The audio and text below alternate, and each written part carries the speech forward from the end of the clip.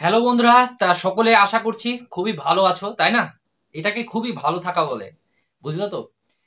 যতই মুখে বলি যে পড়া হয় না সেরকম করে, কিন্তু পিছনে কিন্তু খুবই পরিশ্রম, খুবই কষ্ট করতে হয়।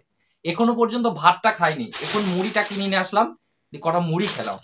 মুড়ি খেয়ে এখনো পর্যন্ত আছি। তোমরা পাশে যে ছবিটা দেখতে পাচ্ছ, এই ছবিটা কি?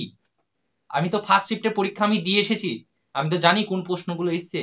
এই যে কোয়েশ্চেন কিন্তু ঘুরে বেড়াচ্ছে। কোয়েশ্চেন বলেছিল যে বাইরে নিয়ে আসা যাবে না, বা কোয়েশ্চেন বাইরে বা বাড়িতে নিয়ে আসতে দেবে না। কোয়েশ্চেন আমার কাছ থেকেও নিয়ে নিয়েছে, সবার কাছ থেকেও নিয়ে নিয়েছে। তার এই যে হাতের ছবি দেখা যাচ্ছে, এই যে কোয়েশ্চেনটা, এই কোয়েশ্চেনটা কে ছবি তুললো পরীক্ষার হলে? বেঞ্চের ওপরে দেখছি ছবি তুলেছে। এগুলো যদি নিয়ে বলি তা আমি খারাপ। আজ আমি হয়তো সেরকম ভ্লগ দিতে পারিনি, ভ্লগ ভিডিও করতাম আগে, ভালো করে পড়াশোনা মোটিভেট করতাম।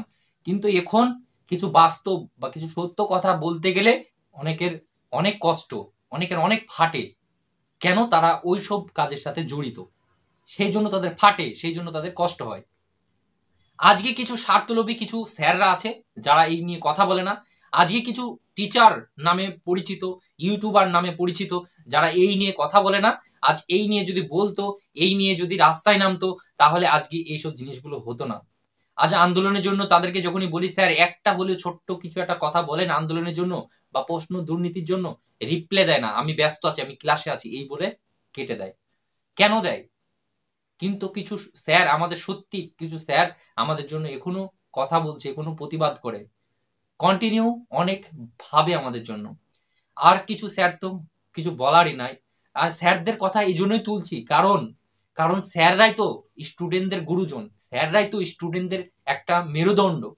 এই স্যাররা যদি ভরসা না দেয়, স্যাররা যদি পাশে না দাঁড়ায়, তাহলে স্টুডেন্টদের আর ভরসা বা মেরুদণ্ড শক্ত হয় না। স্টুডেন্টরা স্যারদের কাছ থেকে শিক্ষা নেয়, স্যারদের কাছ থেকে শিক্ষা বা স্যারদের কাছ থেকে বুদ্ধি, সবকিছু স্যারদের কাছ থেকে নেয়। তাই স্যারদের কাছে হাত জোর করে অনুরোধ করে সবাইকে বলা হচ্ছে বা বলছি, যেন আন্দোলনের জন্য কিছু বলা হোক, যেন এইসব দুর্নীতির জন্য কিছু বলা হোক। আজ আমাদের মনোবলগুলো খুব ভেঙে যায়, কষ্ট হয় যখন দেখি না এইসব সোশ্যাল মিডিয়া, ফেসবুকেও ঘুরে বেড়াচ্ছে, ফেসবুকেও ঘুরে বেড়াচ্ছে কিছু স্যার দেখলাম এই নিয়ে ভিডিও করেছে অলরেডি। তারপরে আমি করব না বলেই ছিলাম, আমার কাছে অনেক আগেই গ্রুপে সবাই পাঠিয়েছে, অনেক বন্ধুরা আমাকে পাঠাচ্ছে যে দেখ এরকম ফেসবুকে ঘুরে বেড়াচ্ছে, অনেক জায়গায় সোশ্যাল মিডিয়ায় ঘুরে বেড়াচ্ছে, তুই একটা ভিডিও কর। আমি বলছি এসব নিয়ে এখন ভিডিও করব না, থাক, সেরকম তো কিছু হয়নি, সেরকম কোয়েশ্চেন এদিক ওদিক ছড়ায়নি, তাহলে এই নিয়ে মাথামাতি করে লাভ নাই। খুব একটা ভালো কোয়েশ্চেন এসেছিল, ভালো কোয়েশ্চেন ছিল, ভালো লাগলো পরীক্ষা দিয়ে, কিন্তু আবার দেখছি খুবই হাইলাইট হয়ে যাচ্ছে। তাই ভিডিও না করে থাকতে পারলাম না। 20 তারিখে আন্দোলন আছে, ডাব্লিউবিটা একটাই পরীক্ষা, তখন যদি এরকম হয়ে যায় ওইজা হয়ে যাবে, আর কিছু করার থাকবে না। ভালো করে মাথায় রাখবে, আমি আমার আমার স্বার্থ দেখি না ভাই, আমি সবার জন্যই বলছি। আমি একজন স্টুডেন্ট, আমি একজন স্টুডেন্ট, স্টুডেন্টদের যে কষ্টটা কতটা সেটা আমি বুঝতে পারি। অনেকের খারাপ লাগে, অনেককে চোখে আমি খারাপ হয়ে গেছি কিছু সত্য কথা বলতে গিয়ে।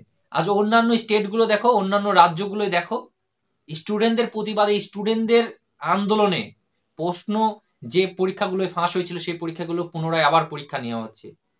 দেখো একবার সেই নিউজগুলো একবার চোখ বুলিয়ে দেখো।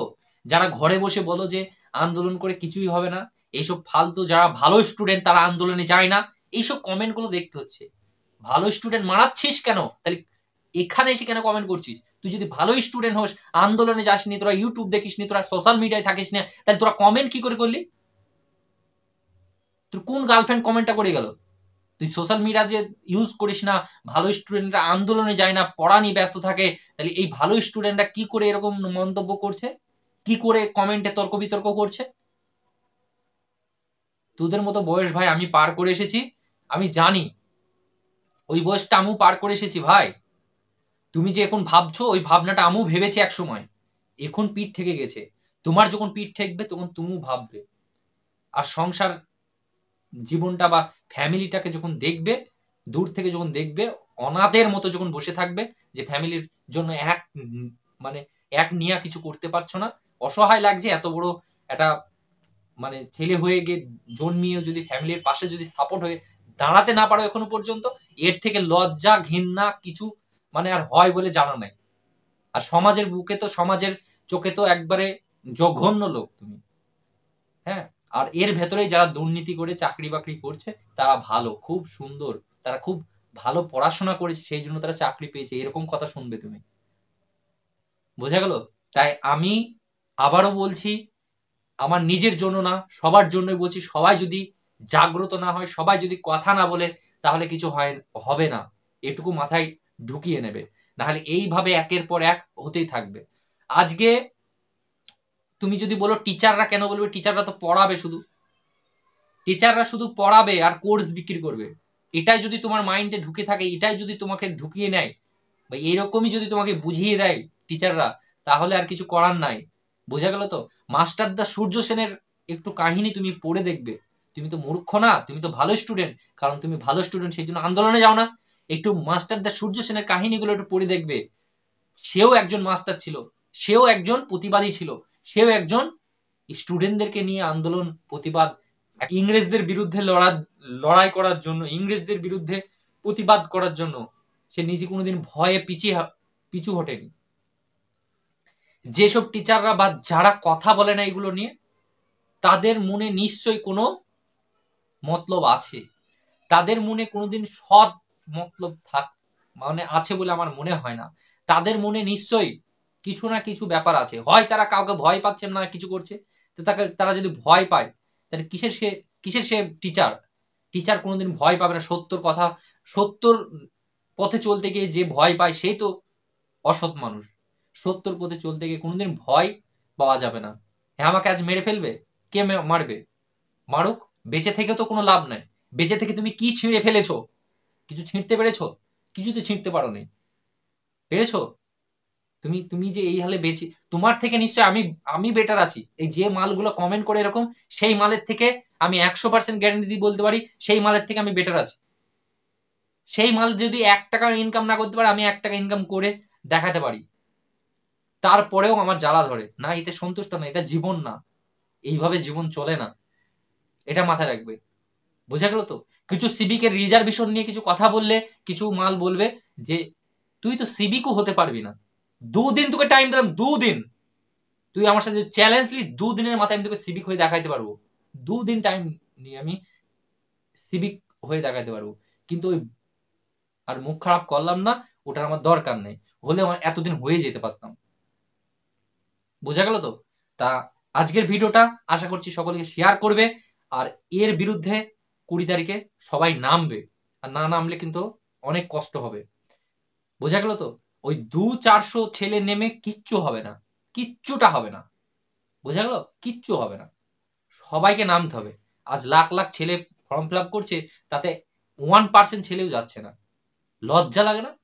লজ্জা লাগা দরকার। এসব ভিডিও দেখে, এইসব কমেন্টে সিম্পেথি দেখিয়ে কিছু লাভ নেই। হ্যাঁ, আমার সোশ্যাল মিডিয়া আছে, ইউটিউব আছে বলে কথাগুলো তুলতে পারছি। তোমাদের হয়তো অনেকের ভেতরে প্রতিবাদ আছে কিন্তু তুলতে পারছো না। অনেকে তুই বলো নাকি আন্দোলনে যারা যাচ্ছে সব ইউটিউবার ভিউজ কামানোর জন্য যাচ্ছে। যাবো না আমি, তাহলে আমি যাবো না, ভিডিও করব না। কিন্তু অনেকের তো ইউটিউব নাই, ভিডিও করে না, তারা প্রত্যেক রাজাকে চিনো নিশ্চয়? রাজা তো প্রত্যেক নিয়ত আন্দোলনের জন্য সে বাইট দিয়ে যায়, আন্দোলনের জন্য প্রত্যেক নিয়ত সে কষ্ট করে যাচ্ছে। সে তো স্বার্থ দেখছে না এখানে, সে সবার সামনে আসেও না। সবারই মানসিকতা যদি এক হতো তাহলে এইসব হতো না আর কিছু। চলো, আর কিছু বলার নেই আমার। এগুলো যারা করছে তারা কারা সেটা খুঁজে বার করতে হবে। ওই তুতলা মতো কিছু মাল এখনো আমাদের ভেতরেই জড়িত আছে, আমাদের সাথেই মিশে আছে, তাই আমরা এরকম অসহায়।